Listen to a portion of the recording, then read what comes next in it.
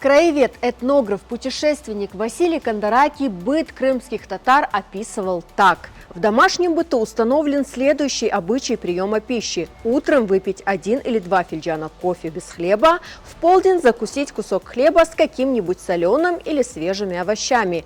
Обедать же вечером. В большинстве случаев обед этот заключается в одном и редко в 2 блюдах, приготовленных без мяса на сладком и окисленном молоке или на овечьем сале. Мясную пищу татары считают дорогой, очень редко употребляют в деревнях.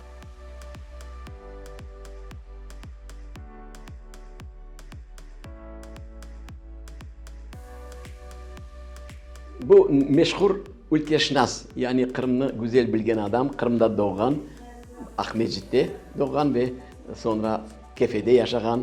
Kırım Tatar saysak olacak çünkü o Kırım Tatarca pek güzel biliyordu, Urum olsa da. En esas bu 1868 senesi çıkargan Kırım Tatarca lügatı. Ben sayganıma göre 1200 söz ve kaç yüz ibareler, cümleler getire, misal. Bundan gayrı o 10 tomluk bir ülkeşnaslıkla bağlı Kırım hakkında oçerkler çıkara Sankt Peterburg'da. Ağızdan yazıp ala. Adamlar nasıl akır dedi, bazı eşyalarga ne diye o şekilde yazıp ala.